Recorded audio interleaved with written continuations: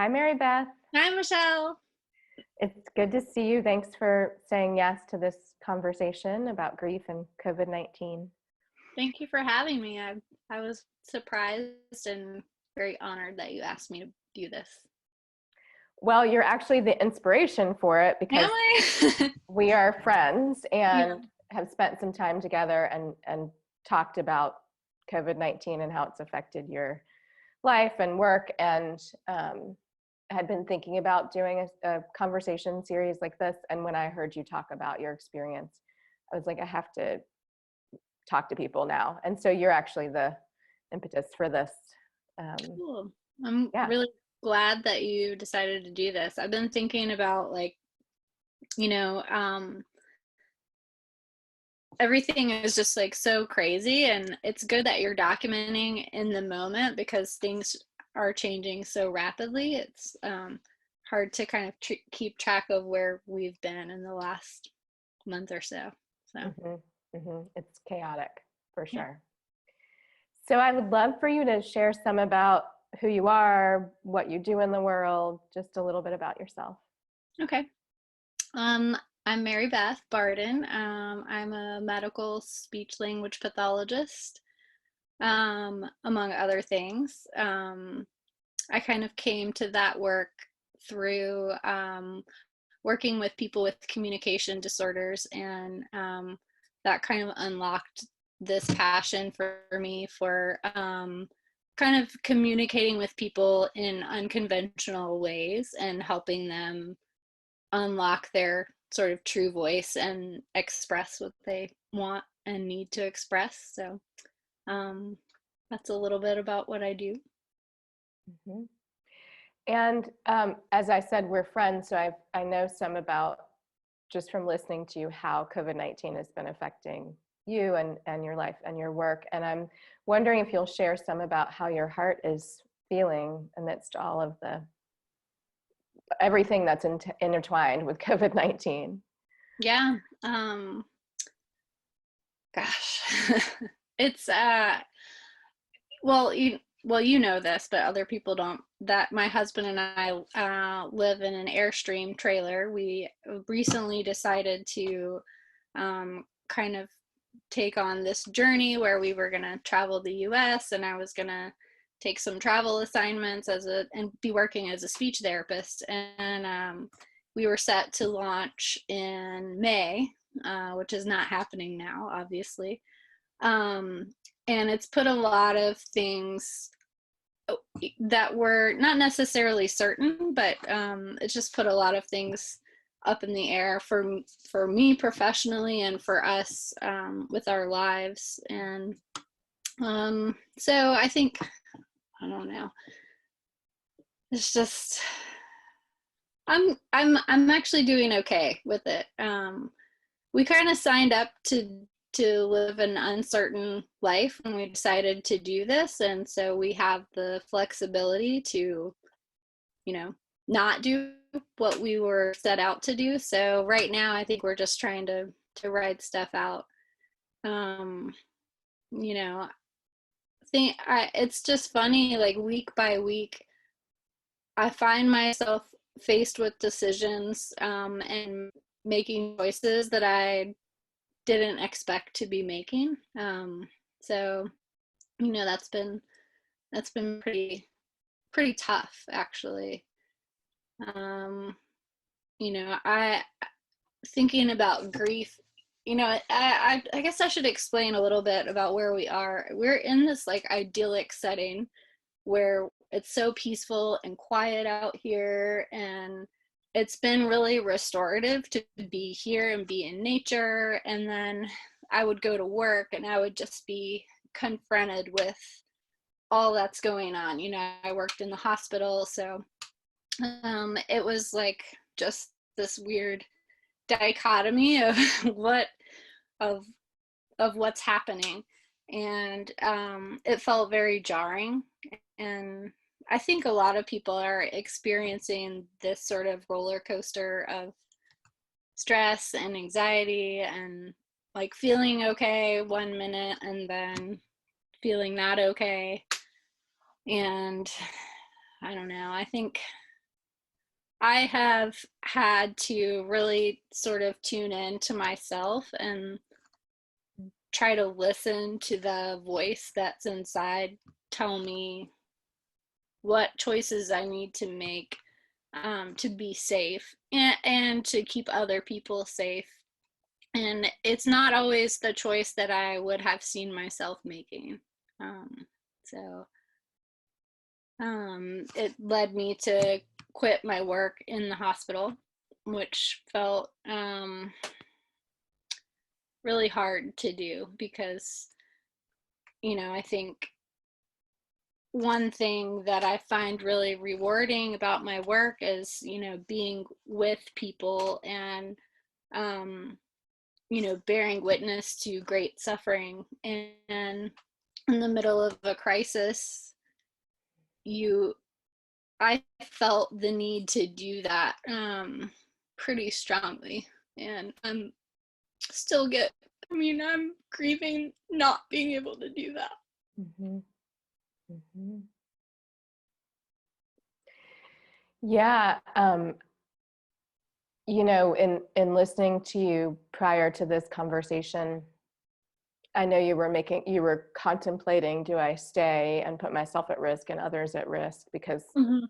the system is not providing the things we need to be protected, or do I leave, which is not an easy choice and may not even feel like a choice to some degree. And I'm wondering if you could explain some about the work you were doing in the hospital, because it didn't occur to me to think about speech pathologists before you told me, oh, I'm actually in people's faces all the time, right? And this is what it Right. looks like. It just Yeah. didn't cross my mind. I was thinking about doctors and nurses and CNAs, I was not thinking about I was thinking about some of the other people, but it just didn't occur Right. to think about speech pathologists. And so Yeah. I wonder if you'd share some about that so people. Yeah, I can give you, a lot of people don't really know, are not necessarily familiar with what a speech pathologist does in a medical setting, unless you have encountered one for some reason. So I think speech language pathologist is a little bit of a misnomer because we actually do more swallowing in the hospital. So we do speech, language, swallowing, cognition, voice. And what that looks like in the hospital is if people have either neurologic injury or they have respiratory difficulties and have to be intubated. So that's kind of where COVID-19 comes into play. They have a breathing tube a lot of times. If that breathing tube comes out, because it is, going down between your vocal cords, if you have swelling, if you have damage to that area, it can cause difficulties swallowing. So we are called in to assess people who have been extubated, and that's just one part of what we do, to see if they're having trouble swallowing, if they can start eating and drinking. And so we do, and we also work with a lot of like tracheostomy tubes. There's a little valve that we put on, so it helps people talk if they aren't able to talk when they have a trach. So we do kind of get in there and we get coughed on, and we are right in people's faces, and it's super rewarding, and also has been a little scary, I think, for a lot of people, just knowing that. And it's not even like my hospital in particular. I think it's just how unprepared our country was with the virus, and having good testing in place, having the right PPE in place. That it just felt a lot of times like I was going in the dark and not knowing if the person that I saw yesterday was going to be tested the next day. It just there's so much that's uncertain that it was a really uncomfortable place for me. So Yeah. And, thank you for sharing more about, just so people can understand more about what you do for your work, and how you were directly affected by COVID-19 and just the risk of being exposed to it or passing it on. And what I remember is that you didn't have a mask, like that your healthcare system, which again is not just your hospital, right? It's like this is happening everywhere, was not prepared. And I don't think any of us really were, although this country could have been much more prepared than we were. Right. And the issue was that you weren't being protected in the way that you needed to be, and therefore patients weren't being protected, right, in the way they needed to be. Right. I think, like, because things changed so rapidly,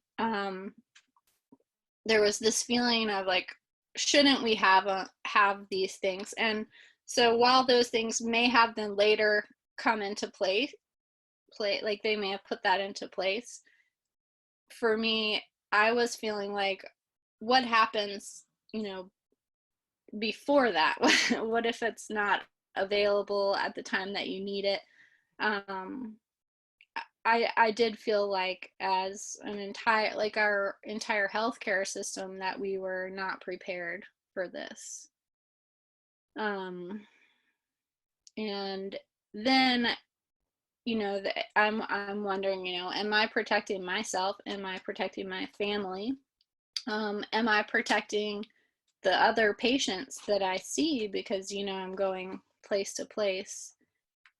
And I couldn't answer that with any certainty. So, but it's still a hard choice, because those people need to be taken care of. And there are a lot of people who are doing that day to day, and there are a lot of people who don't have a choice about doing that. So I realized that, it was a good choice for me to take a step back, just because of my own health concerns. But I recognize that it's a privilege for me to have been able to do that, and and that's something that I'm wrestling with too. Yeah, I appreciate you naming that. And I think I'm just aware that people are making choices, and they're just choosing from things that are not good choices, right? Like you do this thing and create the least amount of harm, or you do this thing and create a little more harm, right? Or you do that's kind of the landscape for how we're reacting and making choices. And so Right. I appreciate you acknowledging some people have no choice. And part of me just feels like on some level you didn't either, even though you made a choice, right? Because it meant like not being able to care for the people you want to care for and do the work that you've been doing and trained to do, to protect yourself, when we shouldn't actually live in a culture where you're having to make a choice like that. It just highlights how unhealthy the culture is, right? That all of us are in this situation contemplating what to do next, when a lot of our choices are going to be harmful or at the expense of others who don't have the same ability to make the choices to leave work, or to, for various reasons. So Yeah. I hear that. Yeah. Are there, and you were sort of naming this, and you named it at the beginning, are there losses, because you were talking about what you all had planned to do, Brandon and you, like this summer in May, and just your job, you were just talking about the loss of working with the people you want to work with, and awareness, with an awareness they need to be cared for and deserve to be cared for. Are there other losses you've experienced, or that you're acutely aware of, related to COVID-19? Yeah, I will say one of the things that really struck me the most, when this started to kind of come on, was that one of the first things that the hospital did, preventatively, was to, restrict visitation, which we do normally during flu season. They'll only allow a certain number of people in, or not children under 12. But once it became clear that, this was a pandemic, there were no visitors allowed at the hospital except in very specific circumstances. You know, if someone was at the end of their life, you know, family could get permission to come in and be with their loved one. But, you know, people didn't stop having critical medical things happen to them that were unrelated to COVID-19. People are still having strokes and heart attacks, and now they're alone going through that in the medical system, and families are stressed. You know, they care about their loved one, they want to be there with them and advocate for them, and that's something that you know, the restrictions make it really hard for that to happen. And so that that really just made an impression on me, seeing people who were alone in a really a time that's already really, really difficult. Yeah, I've been aware of for a while now, since COVID's been going on, of the fact that people are dying alone, like, you know, because many places are not allowing people to come in now, right, to be with their loved ones. So that so many people are transitioning and passing on alone, and that we can't have a funeral, right, to like honor that person, or gathering to honor that person in person. We can do these things like on Zoom and stuff, but it's not the same.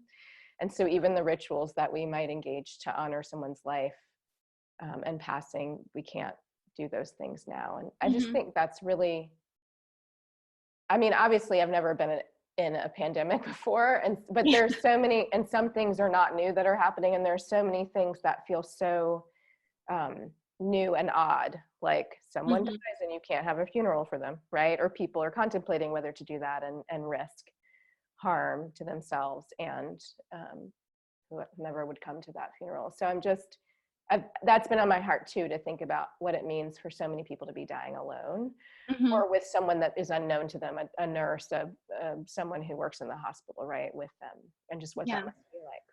Yeah. These are unprecedented times, but then in some ways I think it highlights the isolation. You know, everyone now feels isolation and fear and anxiety that isn't a new thing for a lot of people. So I hope it helps us tune into that, and I do hope that positive change comes out of our time being isolated, that we have some time to reflect on the things that have been broken, and that we can make some good choices to go forward and change things. And it's really hard to say what that would look like in the midst of all of this happening, but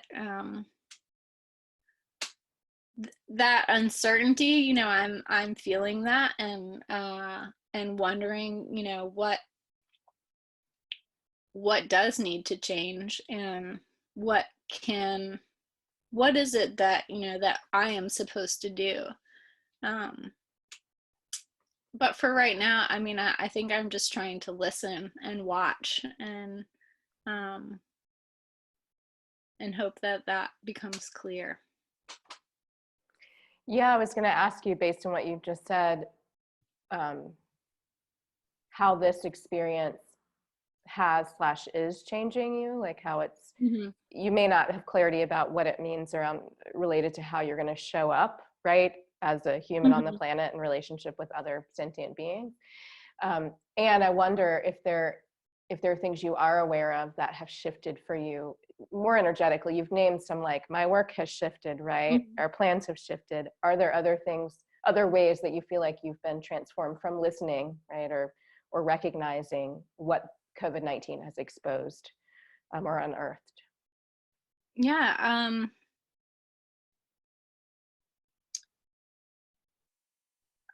I think I'm becoming better at being okay with not having a plan,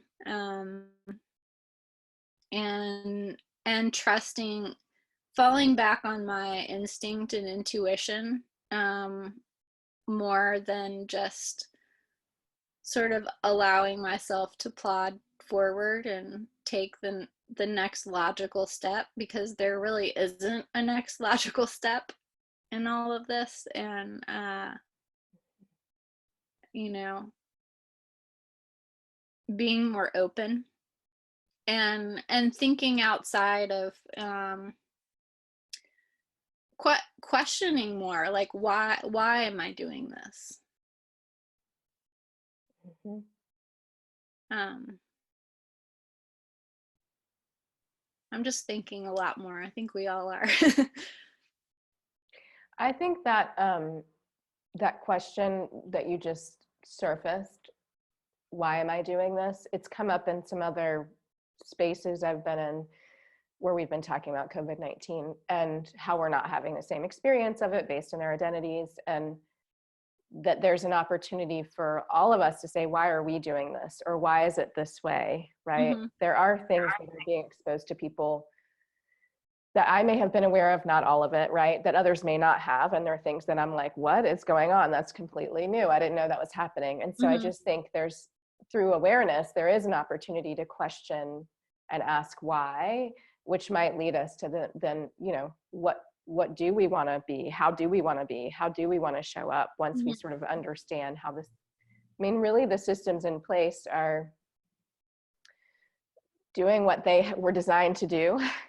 And we're like realizing that they are harming a lot of people, and they've been harming a lot of people, right? Like Mm-hmm. that's what I'm acutely aware of. And I hope, just like you named through this experience, that, and through the why, through surfacing, why is it this way? Why am I this way? What, and the relationship between my own individual experience and yours and the collective, that will invite us into a different way of being. Yeah, I mean that's how science works. We learn things by asking questions, and so maybe that's the answer of what we're supposed to be doing now, is just questioning things, um, and hope that it leads us to, um, new discoveries, new ways of doing things. Um, so I think there is, I've been feeling, I cry sometimes and then I'm fine, but I think in general, my general feeling is that I do feel hopeful. Um, Hopeful that this will bring, um, some change, that this will be the awakening that, many of us have needed. Mm-hmm. Mm-hmm. Yeah, I hope so too, like that this is the awakening, and I hope we are aware of the expense of like awakening in this way. Right. Why Like did it because why I did think it have to happen this way? Like, why did we have to wait until, people were dying? And, um, you know, um, and knowing too that people are dying disproportionately. So that even in this, where we might make some changes that hopefully benefit people, people of color are, have a much greater, expense in this. They are more likely to be essential workers, more likely to be impacted economically. And, so this isn't like a, oh yay, awakening party. This sucks for a lot of people. Um, Mhm. Mhm. Yeah. And in different ways. That's part of what Mm-hmm. you're naming. Um, who's um, feeling the the expense of this most, right? Like who is Mm-hmm. experiencing that, and what does it mean to us as a collective? And yeah, so I hope we hold all of these things, that there is an awakening and there's an expense for this. And my hope is we don't need another awakening quite this massive and painful. And Mm-hmm. um, yeah, yeah. So that's my hope too. How are you taking care of your heart? Like, what are you doing to allow grief to move through, to take care of your heart? Are there rituals or practices, things you're engaging at this time? Being outside, being in nature. So, in some ways, I'm sort of forced to do that because I live in like 200 square feet. And so I think that in this situation has been good because it forces me to get outside. And I've been going for long walks, long runs, doing yoga outside. We're gardening. And that, I think gardening in particular has been something that my husband and I have both really liked getting back to, and helps you feel, I guess, literally grounded. So um, there's not really a better way to do it than to actually be like digging into the earth. So um, that's been helpful. And then now that I'm not working, as I'm not going to work, I'm kind of just here isolated and just really trying to be in tune with nature. And it feels a little bit like living in a dream in some ways, because we're so isolated out here. um, so that is healing, and also not reality. So I have to have those little reality checks every once in a while. Mm-hmm. Yeah, I think what you just said makes a lot of sense to me. It resonates. Um, what I hear is you're like, I think we deserve to heal in this moment, and also we Mhm. want to be vigilant to what is happening. Like that's, Right, and healing isn't forgetting what's happening. And I right. think people feel like they have to make a choice, and it's not. I think that we can be aware enough, right? Like it's not. Hmm. We can expand our awareness enough to be like, I need this to like survive in this moment and heal because I'm completely overwhelmed, right? Hmm. And I know not everyone has access to this, right? And I know, it's like we can do both. The mind can do Right. both, the heart can do Hmm. both. People don't always recognize that. And I was washing dishes the other day, and I think it's the first time I probably wasn't present to COVID-19 for 5 minutes. All of a sudden I like realized, oh, COVID-19 is still happening. And it Right. has not happened to me. I've had like surreal moments of like, Hmm. I'm gardening. This is something I do. Right. Pandemic, but it was a moment of like, I'm not even aware of it for just 5 minutes. And then it came right back because I was like, I have to go out Mhm. of my house, right? That's what will bring it right back to me. I have to go. Yeah. So, Going out, yeah, is just going to the grocery store. And I was trying to describe this to my husband because he hasn't really left the house since I mean it's been a couple of weeks. I'm the one going to work anyway, so I do the grocery shopping, and it's just kind of easier. But I know I have a routine now. But I was trying to describe to him, yeah, you're here. He and I were actually talking about this interview, and he was like, how are you going to talk about grief? And I don't know that he even his experience is different from mine. um and I said, I have a lot to say about grief. Yeah, we're in this beautiful space, um but you know you just drive 15 minutes down the road, and um it just feels so different to go to the grocery store.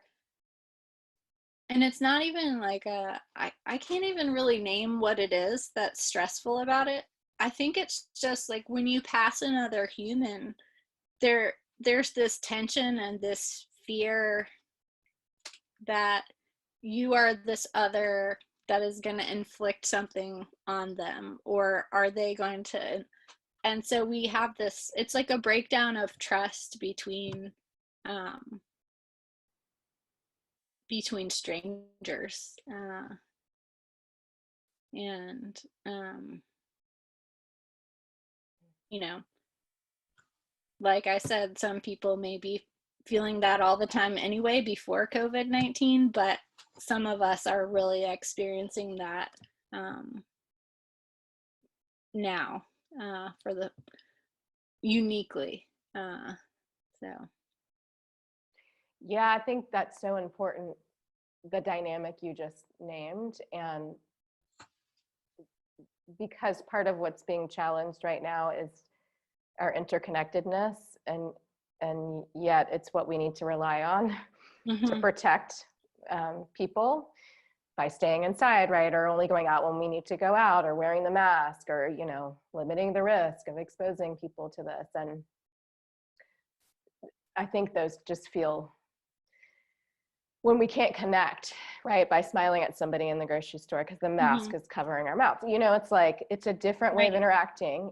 And I think some people, what you described about this mistrust or breakdown of trust between strangers is what so many people who've been marginalized have felt. Like it, and I hear folks who may not have had that same experience of marginalization are waking up to what that is. Like, what does it mean to be othered? What does it mean not to trust whoever it is, right? Because of how systems have been designed in history and all of that. And it isn't, it's, I mean, I wish none of this was happening, and it's an interesting time. It's just an interesting, like, so many new awarenesses for people that I hope they integrate. And I hope, like, these new experiences or awarenesses help people just show up, as we were talking about, in a different way than they have. Yeah.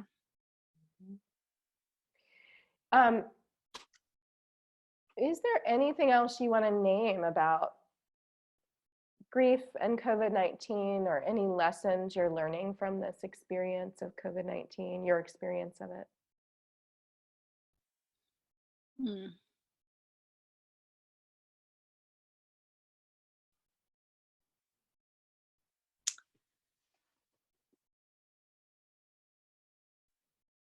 I don't know, you know, it's so hard to,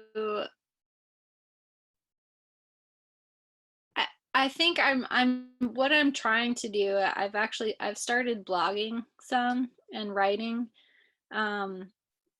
because it's really hard to, like, pull your head out of the mud to, like, I feel like I don't know what I honestly, I don't know what I'm learning right now. I mean, I do, and it's kind of hard to get that clarity. I feel that this is a time of growth, and I don't know where it's gonna go. I feel pretty unclear about what's happening, but things are happening. And I think I just have to kind of writing helps me get it out there, and then I can go back and look and say, wow, I wrote that 3 days ago, and already I am somewhere different, you know.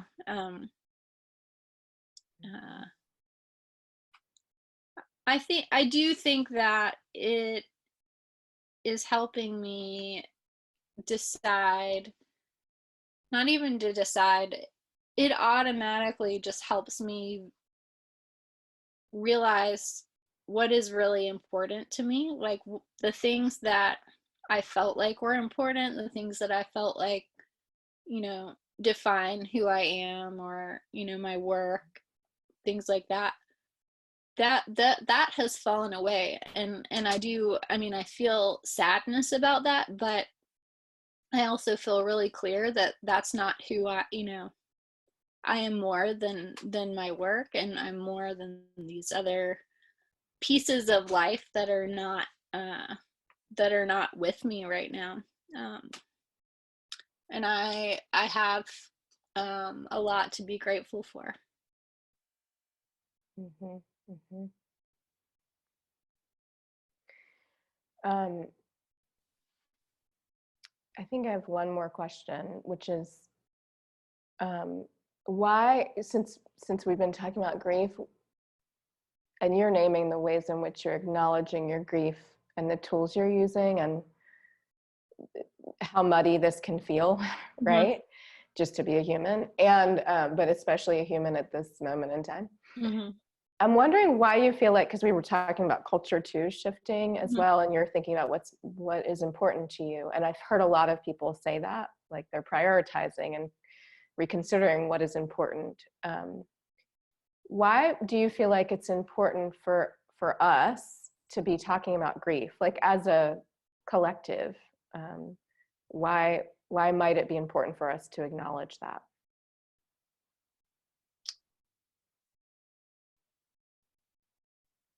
Because that is that's such an important part of growth, I think. To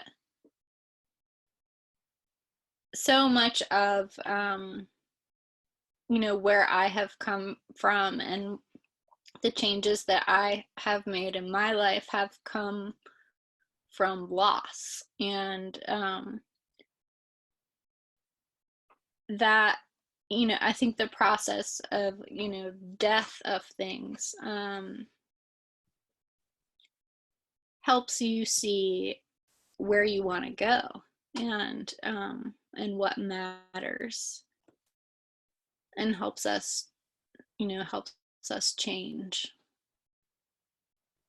and we have to acknowledge pain and suffering, and the ways of being that needed to die to move forward. Mm-hmm. Mm-hmm. Thank you for that, what you just named, and just this conversation.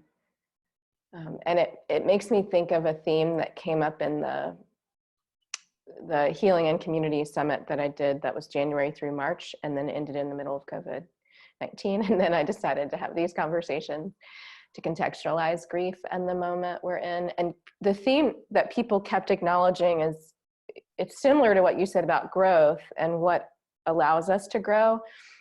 And what I'll add, based on the theme that came up in those interviews, is that most people named that love and grief are in relationship. And so it's Mm-hmm. like, what I think you're doing probably is prioritizing the things you love the Mm-hmm. most, and you're grieving the things that you have to detach from, that you have to let go of, right? And so I think it's growth, this moment, and it will change us in the way that you just named. And I also think there's something about love or joy that feels connected to this. Like, I don't know if I don't know what it will be. I just know the two, grief and joy and love and Mm-hmm. loss, are all connected. Mm-hmm. And I do think in this moment, we deserve to feel joyful and grateful and sad, and to feel the despair that is just emerging from this moment. And so, Mm-hmm. yeah, I hope I hope some of the lessons are not all based in pain, right? Because that's not the only way to grow. Mm-hmm. And it's like, what comes from loss, right? Or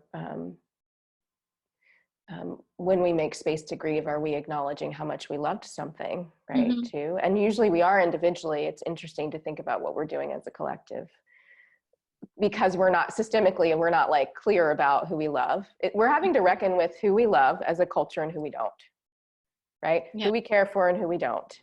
Mhm. And I think we're being asked to like reorganize ourselves to, in the way you named about growth and loss, to really create a new culture that is based on all of us being loved and cared Mhm. for and deserving and worthy. And I haven't articulated this before in this way. So, but I'm in deep thought about it. Like, where is love in this growth, these growing pains we're Yeah. in, you Yeah. know? Yeah. Mhm. So thank you for making me think about that brainstorm. I'm going to have to write about it now. Yeah. I want to read about it. Yeah, what we're reckoning with. Thank you for your time today and for making space to talk about this. And while I know that you making the choice to change the way you're working and to leave the hospital, you're right, not everyone has the ability to do that because of privilege and oppression, and Mm.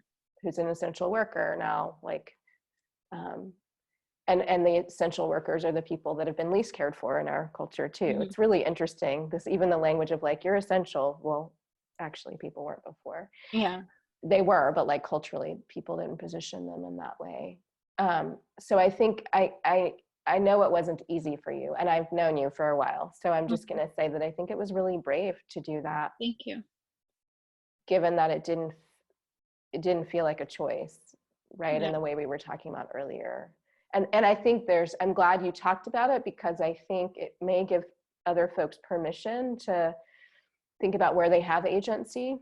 Mhm. So maybe they can't leave their job, but maybe it's something else they do in relationship to what they're learning from this experience and Mhm. how they're not being protected or others aren't being Yeah.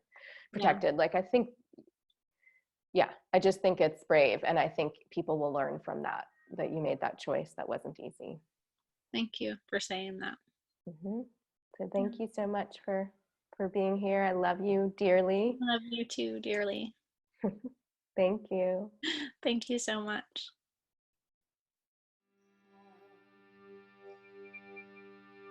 You are your beating heart,